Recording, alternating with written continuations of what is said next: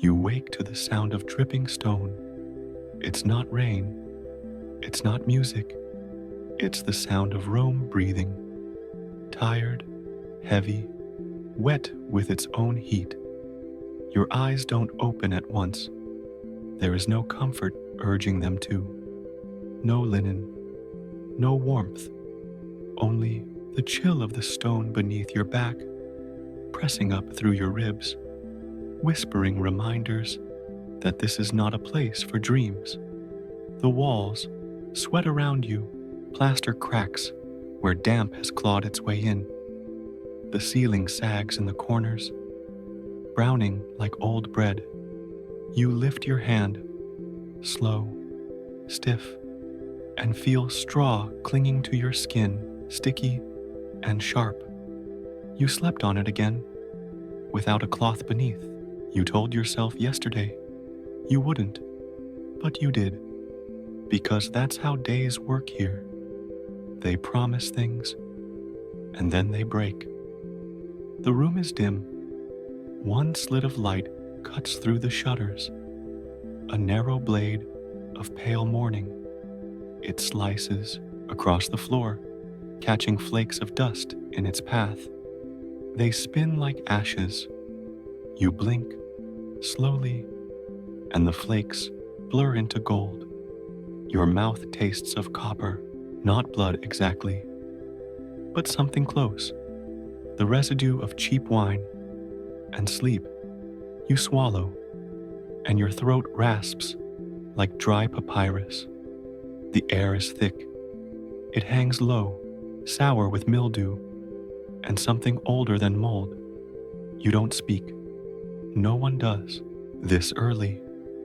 The other bodies around you stir under wool sheets, shift in the shadows, cough into the corners. No one speaks. But outside, Rome is already moving.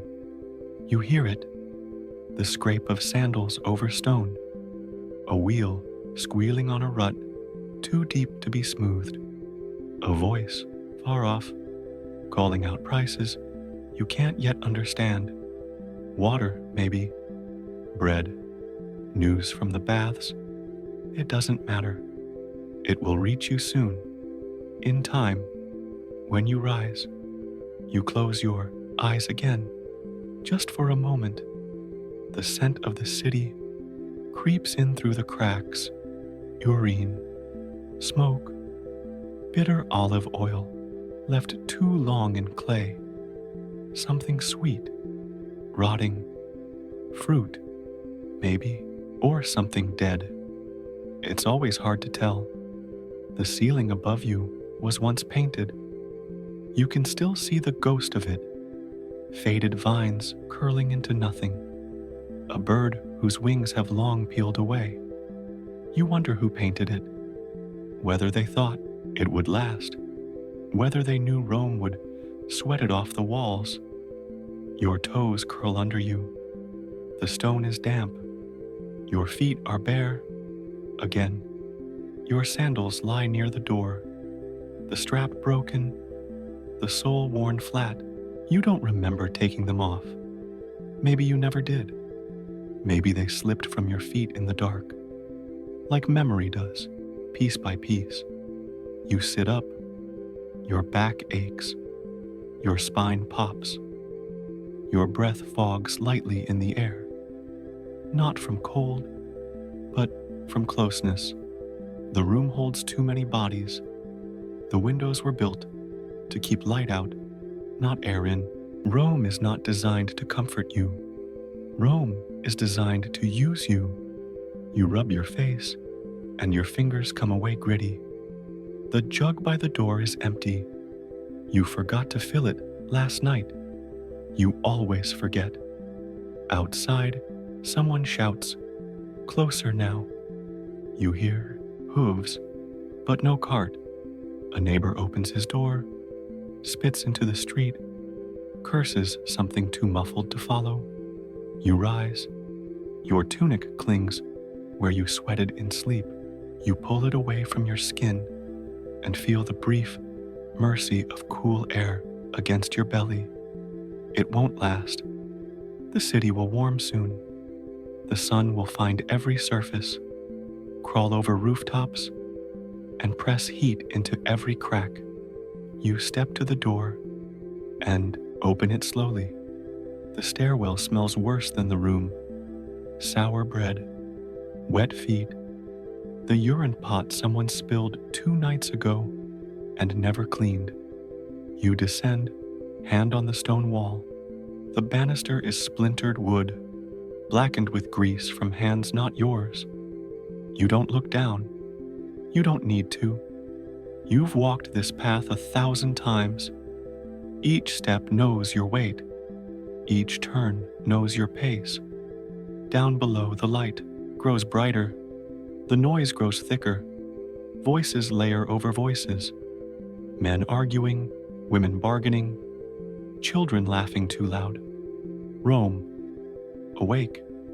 You step out, and the wind, soft and stale, brushes your face, and the smell of the city, fully alive, greets you like a slap. It is not one smell, it is 1,000. Manure, salted fish, burnt wood, the sharp sting of vinegar, the faintest hint of perfume, desperately clinging to someone who passed an hour ago. The street is narrow. 2 carts cannot pass each other. They don't try. One always waits. One always pushes through. That is Rome's rhythm. Not fairness, not order, but pressure. Always pressure. A cat slinks by, ribs sharp under its fur. A boy urinates in the corner, glancing over his shoulder once before returning to his business.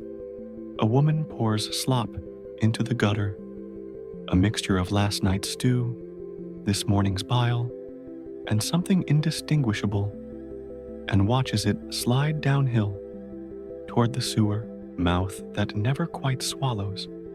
You breathe, you taste the city on your tongue. Metal, salt, something burnt.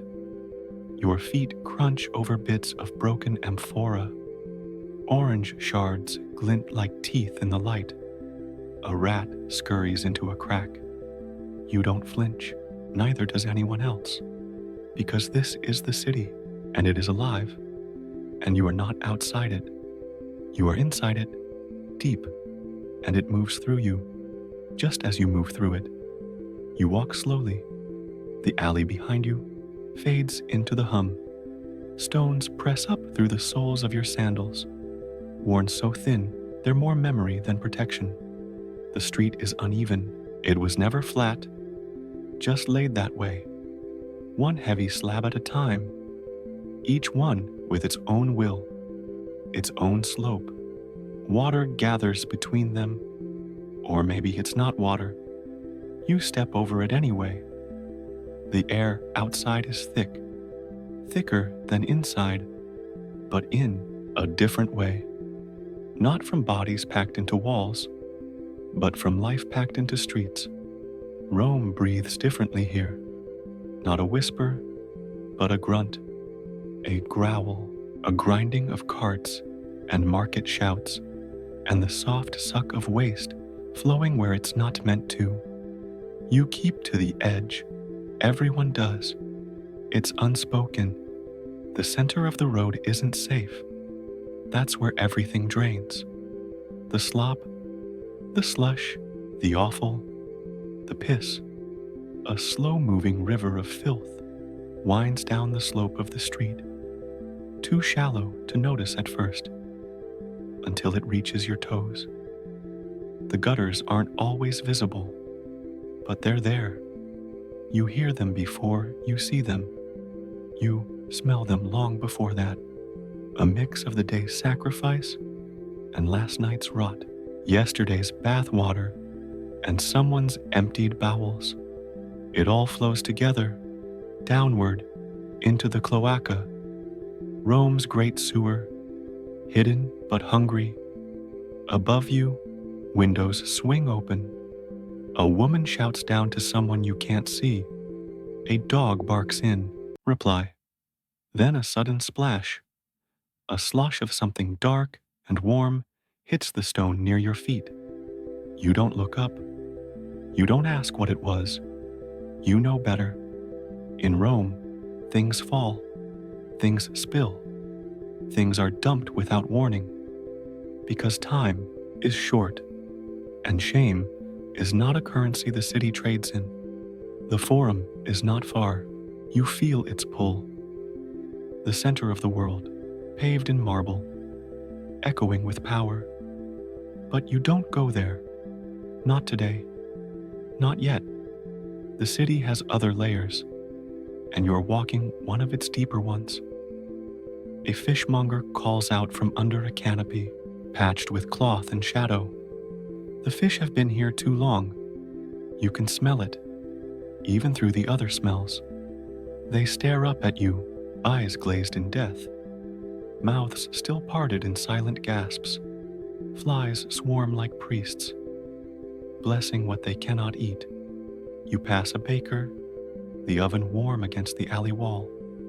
The heat escapes through cracks, carrying the faint scent of ash and old flour. It's the cleanest thing you've smelled all morning. You breathe it in, and then the wind shifts, and the smell of rotting cabbage steals the breath back out of you. Rome is not a city of perfumes. Perfume is for the temples, for the rich, for the dead.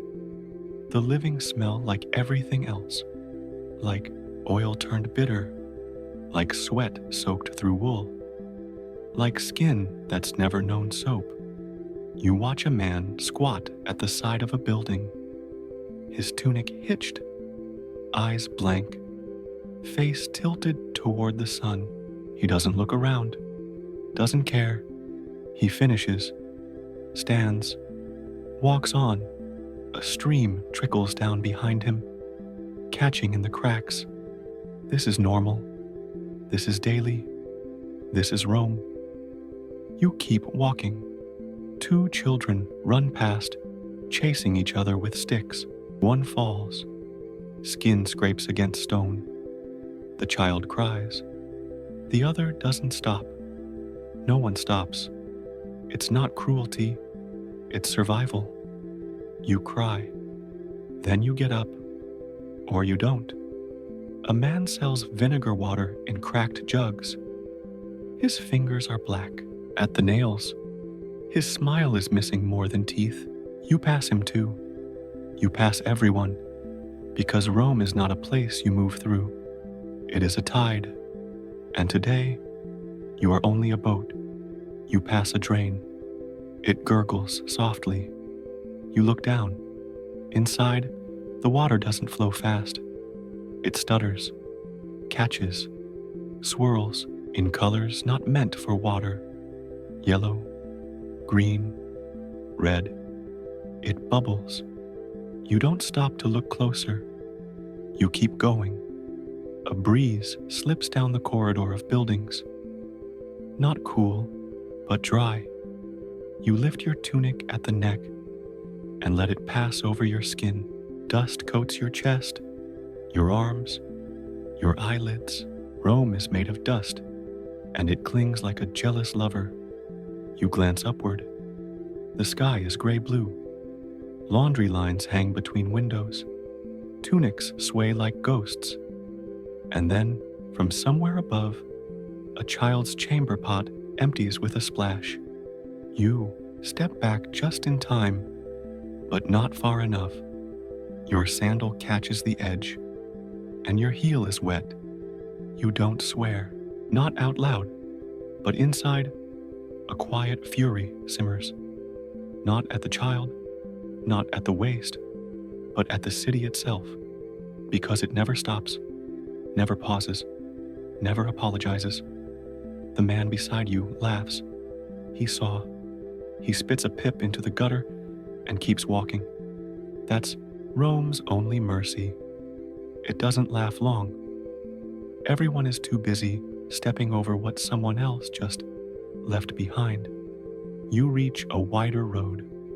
The stones are newer here, smoother, brighter, still stained, but less deeply.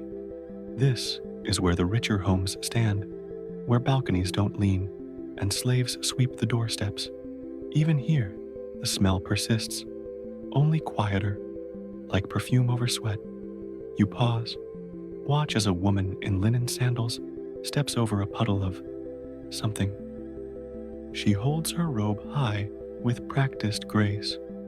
Her servant follows behind, swatting the air with a frond to keep flies away. They pass a pile of dog dung without flinching. You move again. You know where you're going now. You smell it before you see it. Something different in the air. Wet stone, cold clay, human breath, not from mouths, but from holes, long rows of them. You know what it is. The public latrine. It waits just ahead, but you don't hurry, because you know what's waiting. And Rome has taught you, not everything that waits welcomes. So you slow your steps, and the city watches, and the gutters sing, and the streets, paved in filth, fed by filth, polished with the feet of thousands, open their mouth to swallow you whole. You stand at the edge of the entrance. A stone arch yawns before you, wider than a doorway, darker than a tomb. There are no guards, no gates, no signs, just the soft echo of dripping water from somewhere deep inside. Steady, steady, steady. It doesn't stop. It never stops. You step in. The smell greets you like an old enemy. Familiar, sour, wet, foul, but not unfamiliar.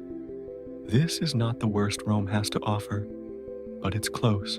It clings to the hair in your nose, coats the roof of your mouth, settles in the folds of your tunic. You'll carry it with you long after you leave. You always do. The light dims as you enter. Outside, the sun still burns across the cobblestones. Inside, stone swallows it. The walls are thick. The air turns heavy, moist. Your breath shortens. Not from fear, you're used to this, but from the way the stench seems to chew at the air itself. You breathe anyway. You have to. The floor is slick. Water, or something like water, moves sluggishly through a shallow trench cut into the stone.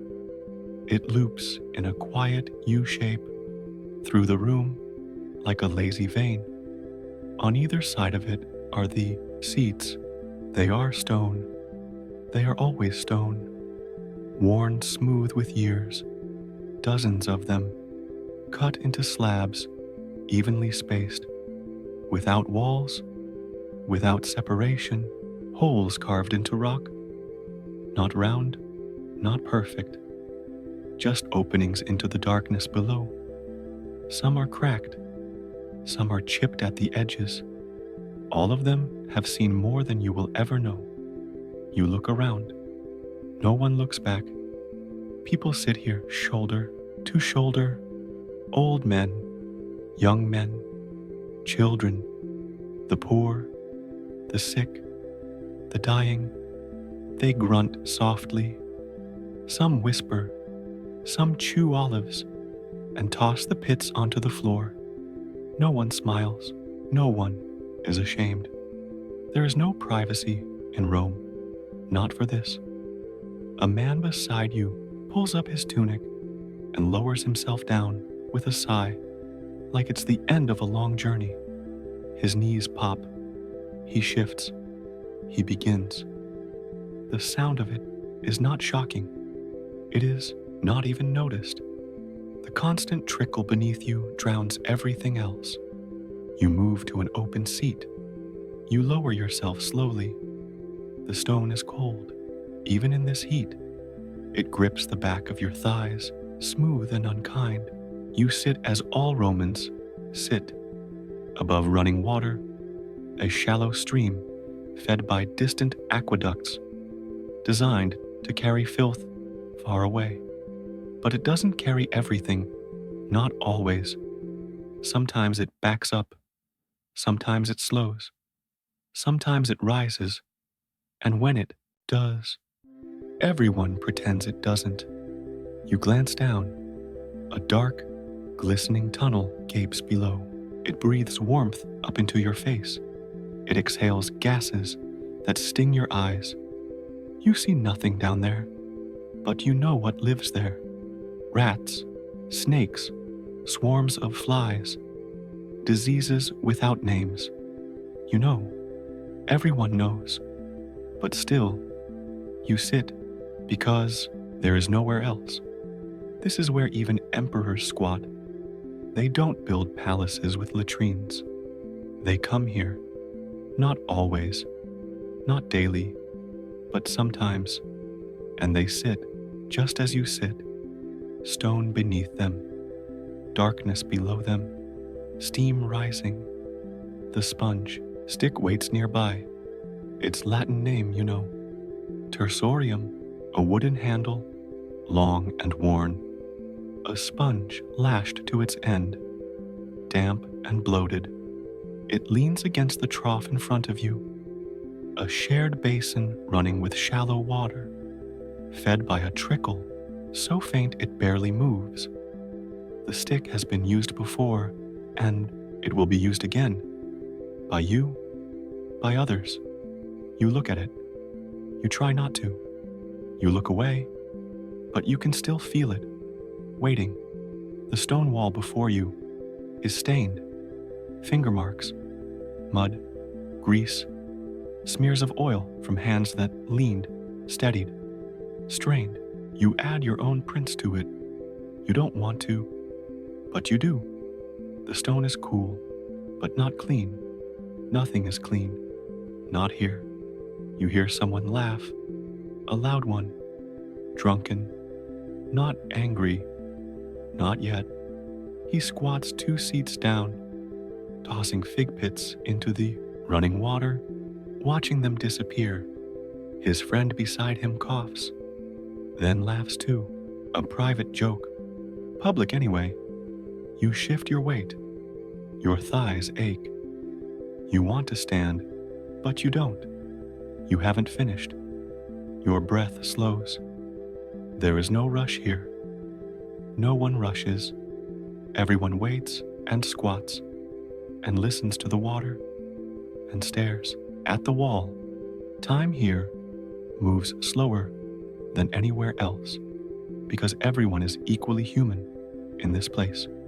You think of the baths, how their walls are lined with marble and voices echo in warmth.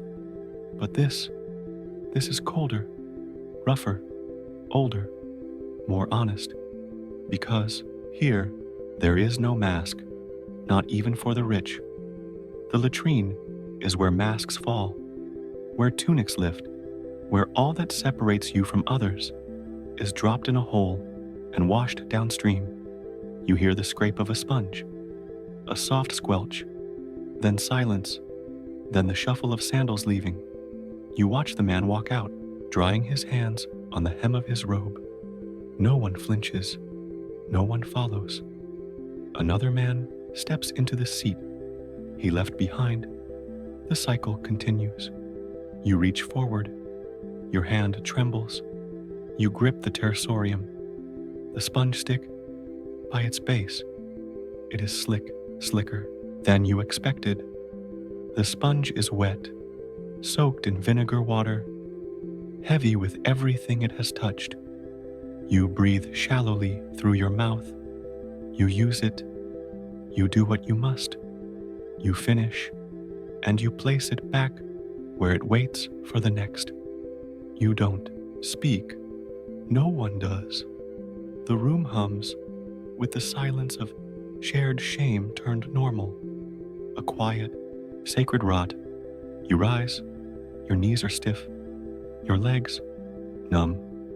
You adjust your tunic.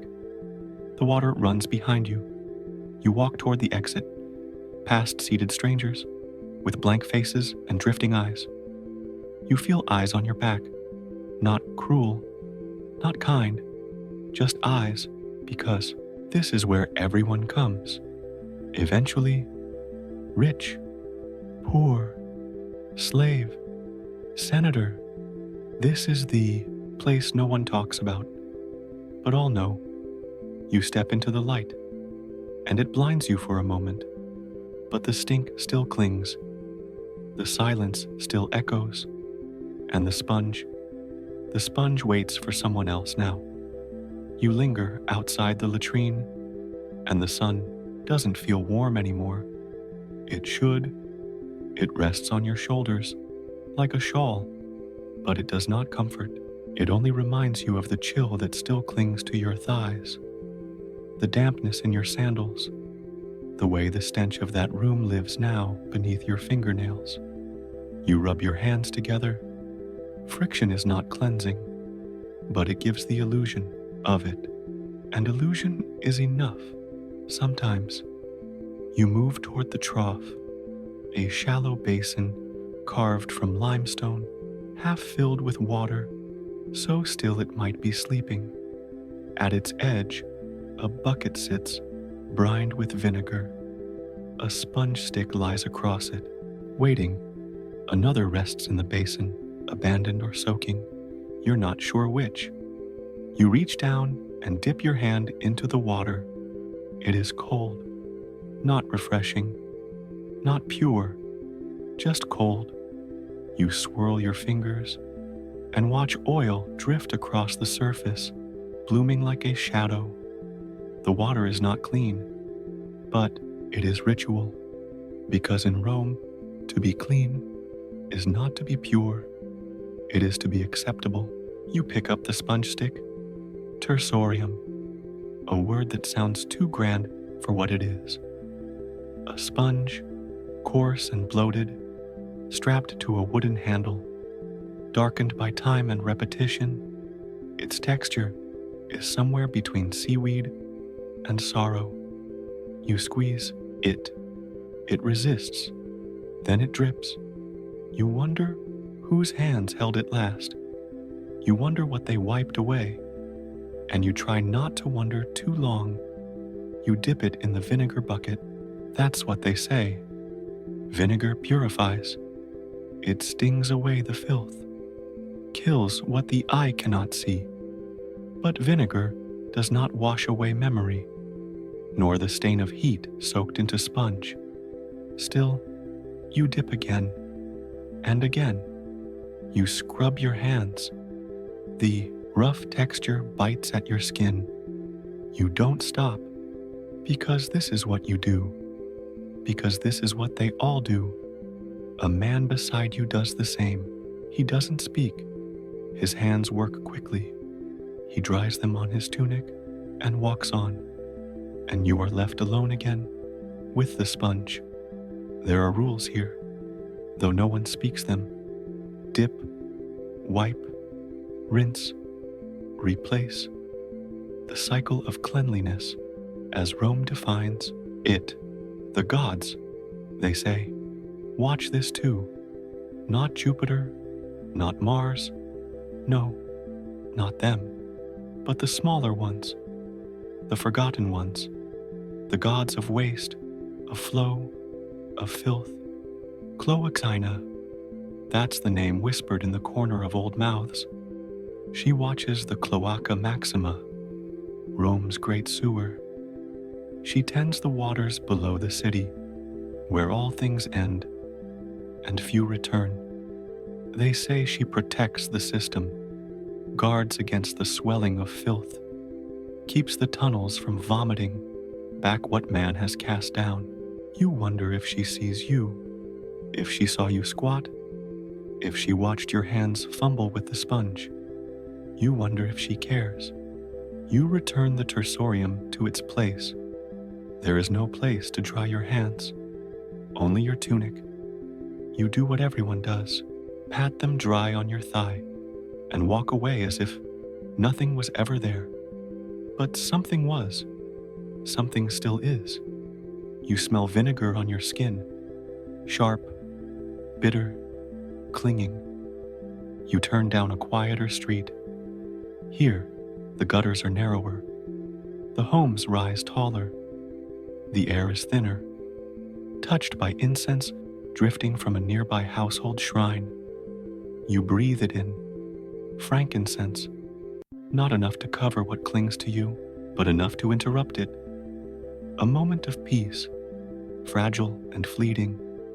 You remember stories, told in the corners of the bathhouse, or murmured by washerwomen, of those who defied the sponge, men too proud, women too delicate. They carried their own cloth, used water from home, spoke of private practices, and yet they all ended up at the same basin, at the same bucket, with the same stick, because Rome does not care for pride. Rome levels all things, even the act of cleansing. You pass a boy with red hands, chapped from lime and soap ash. He is a washer's apprentice. His hands bear the punishment of others' filth. He nods at you, respectful, and tugs at a strap burdened with damp tunics. You nod back. You do not speak. Your throat feels dry again, always dry. Cleanliness, you've learned, is not a feeling, it is a performance. And you've learned your part. Back in your alley, someone scrubs a pot with sand and brine. A woman sweeps the step with a reed broom, flicking insects into the street. Flies hover still, unconvinced, unbothered. They never leave for long. You reach your doorway. Your fingers wrap around the handle. It is familiar, sticky, greasy. It has not been cleaned. It never is. You wipe your hand on your tunic once more. Habit now. Repetition. Survival. Inside, the room smells no different than before. But you do, or maybe you imagine it. You sit. You breathe. You close your eyes. And somewhere in the distance, beneath all of this, the cloaca whispers. It carries your shame through the veins of the city and into the dark. The world behind your eyes is dark now. No more sunlight, no more streets, only sound, only breath, only what the city does when no one looks. You lie back, though the floor beneath you remains cold. You do not speak. You listen. The latrines are not empty. They are never empty. And those who tend them do not sleep. You hear the scrape of metal against stone, a slow dragging pull. It comes again, and again, and again, steady, reluctant, repetitive, the rhythm of a man who has done this before, who has done it too many times. You see him in your mind, not clearly, but you feel his presence, a figure bent at the waist, knees damp, cloth wrapped over his mouth, not to protect from disease, but to keep the smell from clawing down his throat. In one hand, he holds a bronze scraper. In the other, a shallow pan.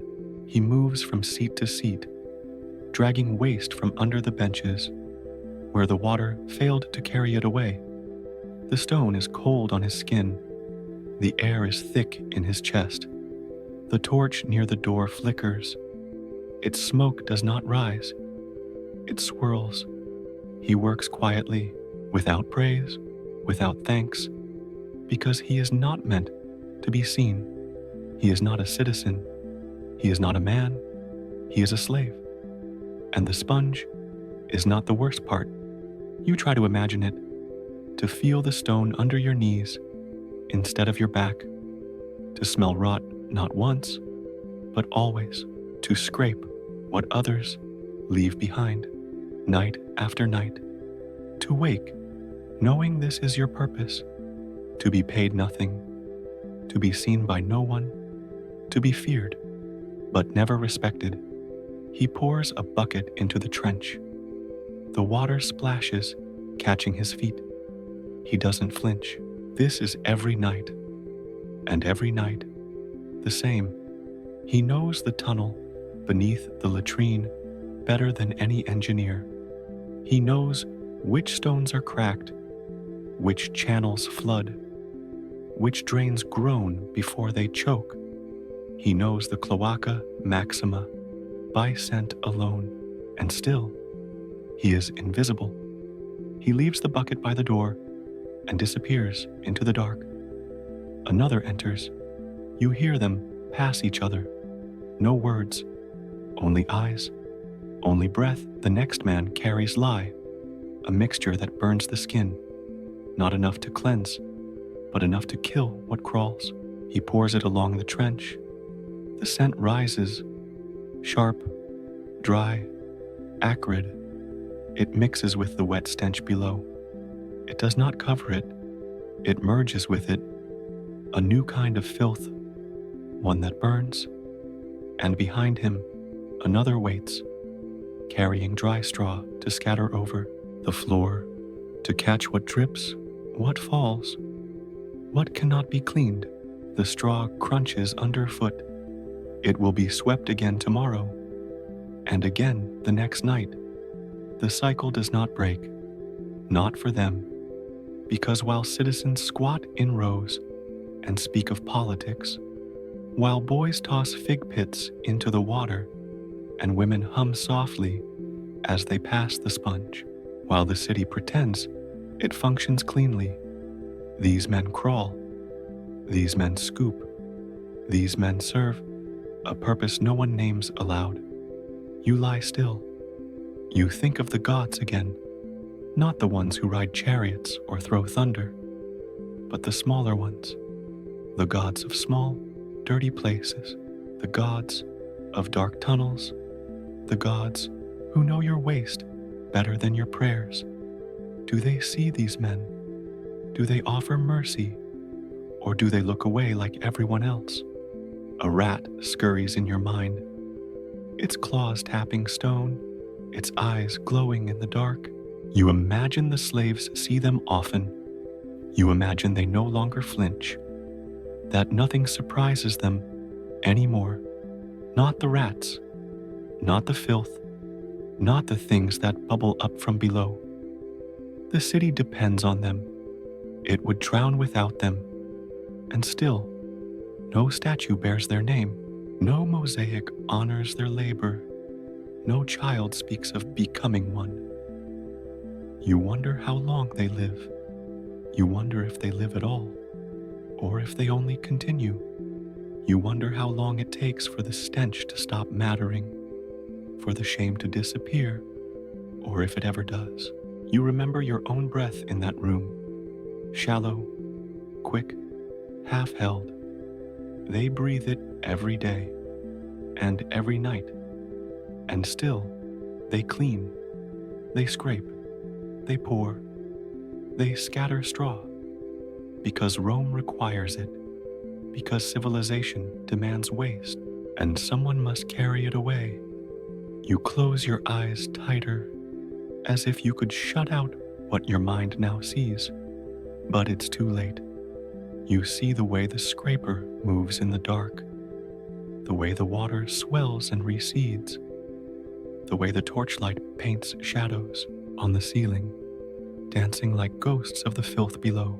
You hear the whispers of men who no longer dream, who no longer hope, who measure time not by sun or moon, but by how full the trench runs before it must be cleared again. And in this stillness, in this quiet, you begin to understand. Cleanliness is not a luxury, it is a burden, a weight placed on those who cannot speak of it, a mask worn by those who never lift it, a performance done for those who never see behind the curtain. And when the curtain falls, when the latrine closes, when the day ends, the slaves remain. They remain with the sponge, with the scraper, with the silence, and the city sleeps above them, unaware, unconcerned, unclean, but asleep, just like you. You hear it before you feel it, a low gurgle, somewhere beneath you, somewhere deep. The stone trembles, not with force, but with intention, a slow pulsing growl, like the belly of a starving god. You lie still. The blackness behind your eyes stretches wide, but the city stirs beneath you. The cloaca maxima, Rome's oldest artery, its most hidden temple, a god not worshipped with incense but with filth. And it is not pleased tonight. You hear another sound now, a slap, wet and sudden, then another, closer. Water, rising where it should not. The trench in the latrine backs up. It does not trickle, it surges. The slaves are not surprised. You imagine them now, torches raised, buckets clutched in calloused hands, feet already in motion, because when the cloaca rises, there is no time to speak, only time to act. The ancient tunnel was meant to carry Rome's waste far away, into the Tiber, into oblivion. But time erodes everything. Pipes crack, stone shifts, roots grow, vermin breed, and sometimes the cloaca breathes in and then breathes back out. You imagine the tunnel now, not clean, not dry, not straight. A winding throat carved from brick and darkness, lined with centuries of decay, its walls wet with secrets, its belly swollen with the weight of 1,000,000 sins. And tonight, it is full. You hear a scream, faint, distant. A man slipped, perhaps, or was bitten, or worse. Rats live there, large as dogs, born in the warmth of the waste. They know the tunnels better than any map. They move in silence. Until they don't, another splash, another gurgle, another surge. The latrine overflows, not from the trench, but from the holes. The seats become fountains of sickness, and the slaves move faster. They scoop, sweep, block, scrape, but it is too much. The cloaca is speaking now, not whispering, roaring, and above, the city does not know. Not yet. It sleeps, or drinks, or dreams of politics and perfume. But soon, the stench will rise. Soon, the water will find cracks. Soon, Rome will remember that its foundations are not made of glory, but of rot. You shift in your mind. You see a family's home, a modest room, not far from the latrine, built too low, too close. Water seeps through their floorboards. Not rain, not flood. Something worse. They lift their beds onto crates. They block the door with rags, but it rises anyway, because the cloaca cannot be stopped. Not once it rises. You see the engineers, called too late, their tunics soaked, their sandals slick with filth. They argue in corners, draw plans in the dust, but the water does not care. It climbs walls, creeps into shrines, soaks scrolls, saturates prayer. You imagine the temples. Even there, the smell creeps in. Priests wave incense faster, hoping to mask it, but gods do not sleep in sewerless heavens. They too must breathe this air. A boy runs through the street. His legs are streaked with waste, his eyes wide, his sandals left behind. Behind him, a shop floods, wool soaks, bread spoils. Coins are abandoned in puddles no one dares touch, because wealth cannot hold back water, and reputation cannot dam a sewer. You hear the city groan, like a body trying to purge itself, and the cloaca keeps rising, because the rain last week never drained, because the bathhouses emptied too quickly. because too many sponges were dropped, because Rome is heavy, and the cloaca cannot hold her forever. You smell it now, even in your mind. It fills your chest, sweet and sour and ancient, the breath of a world that was never meant to be clean, that only pretended, that only dressed its filth in marble, and prayed no one would look beneath. But the cloaca does not care for marble. It corrodes it. It remembers the shape of every sin poured into it. And tonight, it gives them back, one by one, street by street, memory by memory. You wonder how deep it runs, how far, how many tunnels, how many chambers, how many forgotten mouths of stone, yawning open beneath temples and villas and palaces, all connected, all alive, all waking now. The slaves work still. You hear them. One curses, another coughs, another doesn't return from the last corridor he entered. They don't call for him. They wait. They always wait, because the cloaca takes what it wants, and sometimes it wants them. You imagine water rushing through the lower tunnels now, not clear, not pure, brown, gray, green, filled with things that move, things that crawl, things that used to be, and the city above holds its breath because it knows, deep down, it knows that beneath the togas, the baths, the forums, there is this. There is always this. The waste, the sponge, the trench, the scraping, and the cloaca, the god no one names in public, the deity of filth and memory, of consequence and return. You hear the flow, slow now, just a little. The worst has passed, for now. But the floor will not dry, not yet, not for days, not until the sun returns and the engineers lie, and the incense burns strong enough to fool noses that have forgotten what clean really means. You lie in the dark, still, breathing shallow, hearing water, hearing rats, hearing ghosts, and knowing that in Rome, the sewer always remembers. Even when you want to forget, you walk, not through streets this time, but through scent, ash, smoke, boiled oil, and hot stone. The air is thick, but not with waste. Not now. Now, it is heavy with steam. The kind that softens skin and memory, that curls through your hair and fills your nostrils like a warm hand. It is not clean, but it is warmer than rot.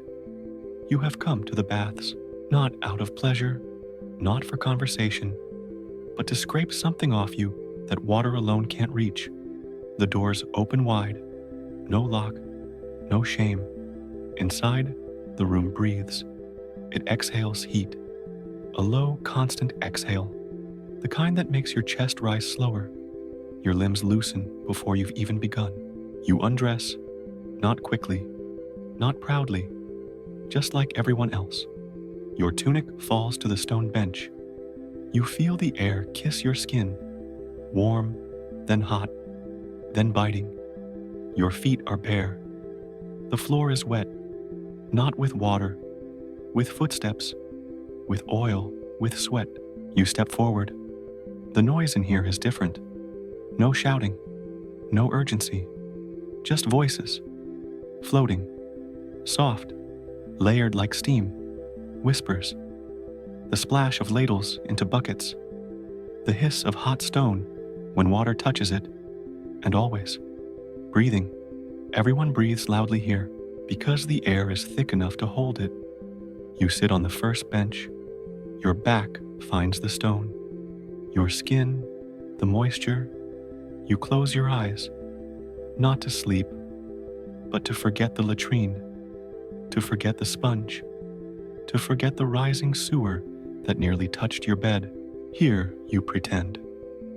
Rome pretends with you. A slave approaches. He carries oil in a clay pot. He pours some into your palm. Without speaking, it is thick, amber. It smells faintly of crushed herbs.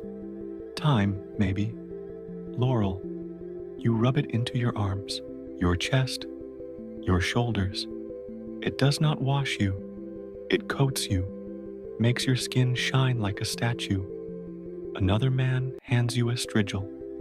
Bronze, curved, dull at the edge, a scraper. You press it against your skin and draw it down your arm. The oil lifts away, mixed with sweat and dust and flakes of old skin. You scrape again and again and again. The strigil leaves lines, not blood, but memory, the shape of your filth, drawn out in bronze curves. Around you, others do the same. A senator, a merchant, a slave. They sit, legs parted, backs glistening.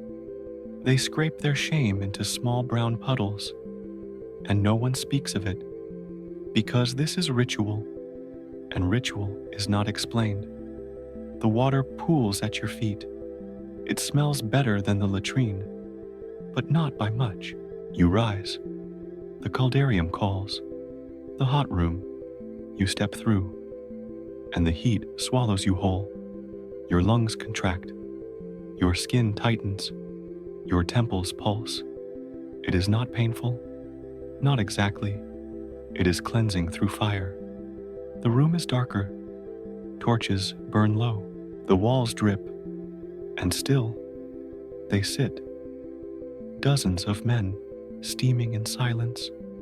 The benches are too hot. You sit anyway, because everyone else does. You close your eyes again, and your mind wanders, not to the sponge this time, but to the bath's foundations, to the water fed from aqueducts, to the furnaces stoked by slaves who never bathe here, to the smoke that blackens their faces, to the soot that clogs their lungs. They heat the water, but never feel it on their skin. You shift on the bench. Your back sticks. You scrape again, but there's nothing left to take. Not from your skin, not from your hands, only from your thoughts. You move to the tepidarium, the warm room, and finally, the frigidarium, the cold plunge. You lower yourself in. The water shocks you, takes your breath, freezes the oil left in your pores. Your limbs seize, then soften. Your mind clears, but only for a moment, because the water is not clean. Not really. It has seen too much, held too much, touched too many. You rise. The air bites, but you welcome it now. You dry with cloth that is already damp. You dress again. Your tunic clings to skin, not yet dry. The scent of oil still floats around you. Better than vinegar, better than sponge, but still, not real, not deep, just surface, as Rome likes it. You exit. The night has settled. The streets are quieter now, but the city still hums, still breathes, still leaks. The bathhouse doors close behind you. Inside, another man strips, another man scrapes, another man forgets. You walk slowly. Your skin glows, but beneath it, beneath the oil and steam and herbs, the sewer still waits. The cloaca still listens. It knows you came here. It knows what you tried to wash away. And it knows. It is still with you. You pass a fire burning in a shrine. A priest tends it. The smoke rises clean, sweet. You stop. You close your eyes. You pretend. Just for a moment. That fire is enough. That perfume is real. That gods can cleanse what water cannot. You breathe in, and then you keep walking. Because Rome never truly washes, it only burns and calls it clean. It begins in your stomach, a twist, a pull, a small betrayal. You think it's nothing. Maybe the bread was old. Maybe the water wasn't boiled. Maybe the bath scraped too much from your skin and let something else slip in. But it doesn't stop. The pain returns the next morning, sharper now, fuller. You wake to it, you curl around it, and when you stand, it follows you like a shadow with teeth. You walk slowly through the street, but Rome feels different now. Not louder, not filthier, just closer, as if the city itself has noticed your weakness, as if it smells something inside you it wants to finish. The gutters seem darker today, the faces more distant, the air heavier. You pass the latrine, but do not stop. You don't have the strength. You reach your room, barely, and the pain grows. You curl on your mat, stone beneath you, wool above, but neither helps, because the war is inside you now, and Rome has no sponge for this. You try not to cry out. Others in your insula are sick too.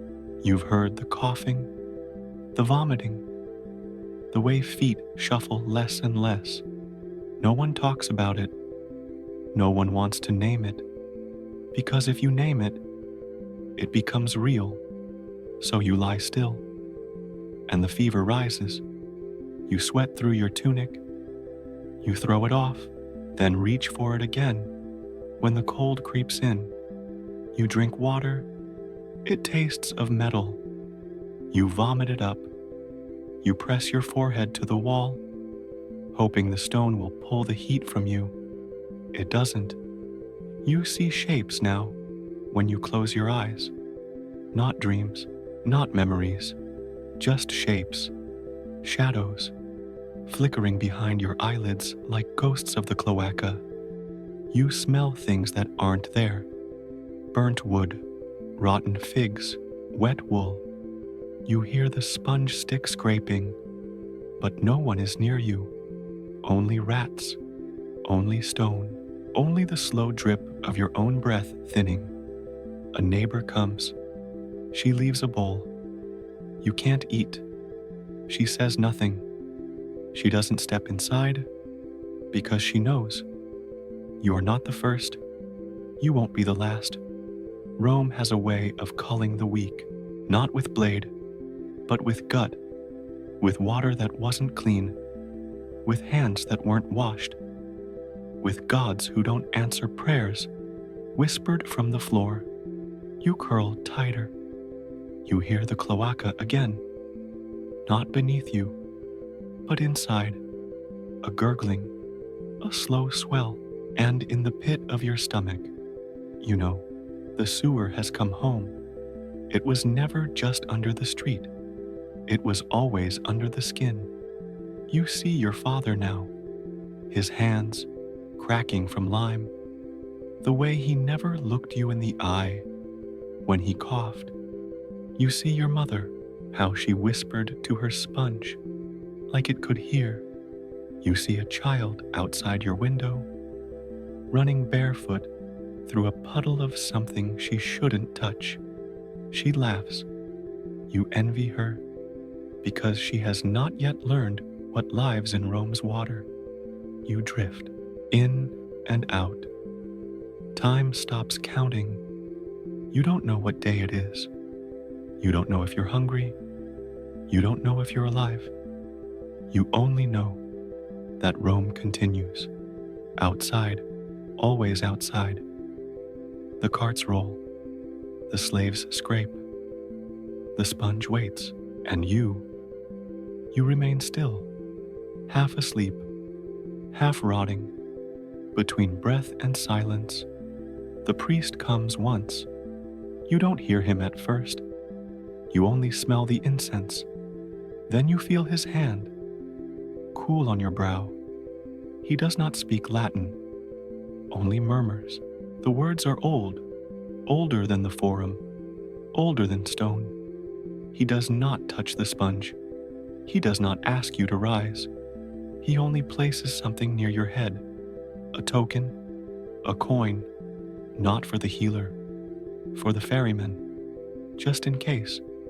You close your eyes, not because you're tired, but because there's nothing left to see.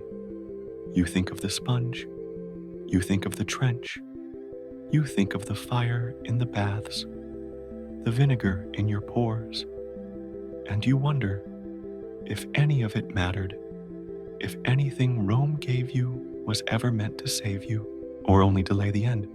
You hear your own breath, shallow, steady, then slower, then silence. Not death, not yet, but something near it.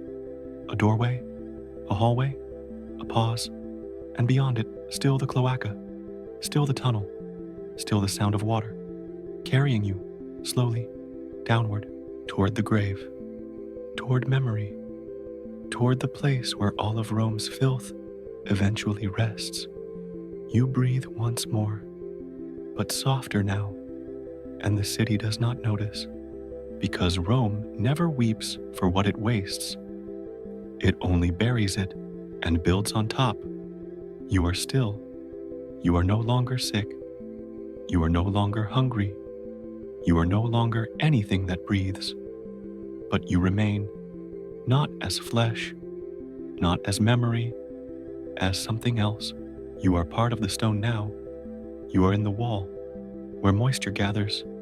You are in the trench, where the water once trickled. You are in the pipe, silent, cracked, cold, and time moves around you, not past you, not through you, but around. You feel it like a breeze you cannot chase. You hear footsteps overhead, different sandals, different rhythms, languages you don't recognize, prayers whispered to gods you never knew. Still, you remain. The sponge rotted long ago. The sponge stick collapsed into dust. The latrine fell into ruin, but the pipe stayed, buried, unbroken, mostly. You live there now, in the curve of the tunnel, where sound travels strangely, where drops echo longer than they should, where silence feels full. You hear rats still, rats that don't remember Rome. They only remember tunnels, and warmth, and dark. You hear voices, sometimes close, sometimes muffled. The latrine has become a ruin, then a shrine, then a dump, then a mystery. But your pipe, your cloaca, still lives. Engineers walk above it. They sketch its lines. Puzzled, children throw stones into its mouth. Tourists light candles in its shadows. But none of them know. Not really. Not what it was. Not what it held. Not what it still holds. You hear rain now. Rain that comes from skies different than the ones you remember. It runs through the cracks in ceilings that were not yet built when you lay dying. It carries dirt, not from sandals, but from machines. It speaks a different dialect, but the cloaca accepts it anyway, because all water is remembered, all waste is welcome, all time folds into the pipe, and in this pipe, you remain, a whisper, a hum, a residue of thought. You no longer recall your name, only your shape, the curve of your spine as you sat on the stone seat, the smell of vinegar on your hands, the scrape of bronze across your skin. You remember these things not as events, but as texture, as scent, as heat. You wonder if others are here too, if the merchant who scraped beside you now lives in the cracks, if the slave who poured the lye now breathes through moss in the tunnel.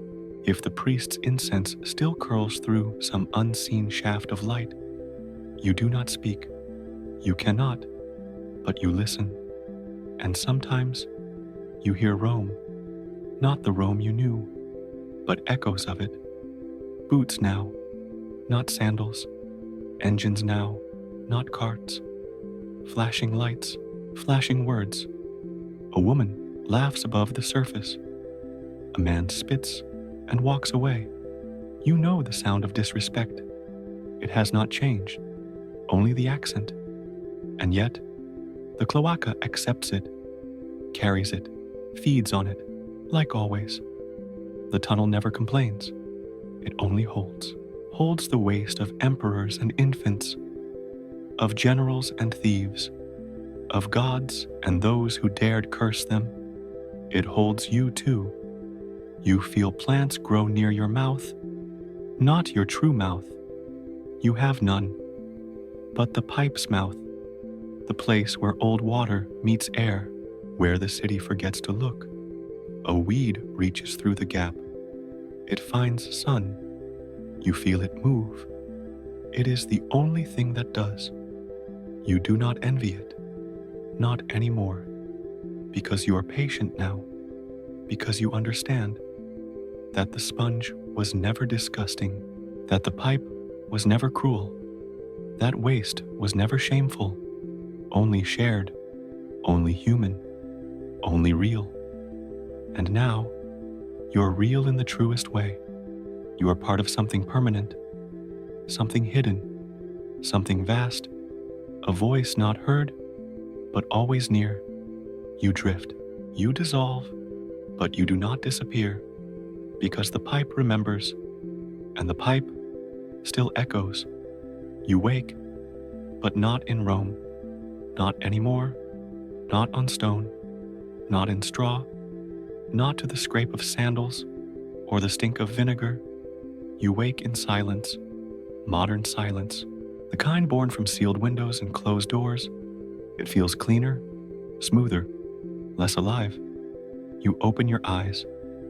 There is no sponge, no pipe, no trench, only porcelain, white, still, cold but polished. It does not speak. It does not echo. It does not remember. You rise and walk to the bathroom. The floor is flat. The tile is clean. There is water. Behind walls, inside tanks. But you do not see it. You do not think about it. You lift the lid. You sit, alone. The room is yours.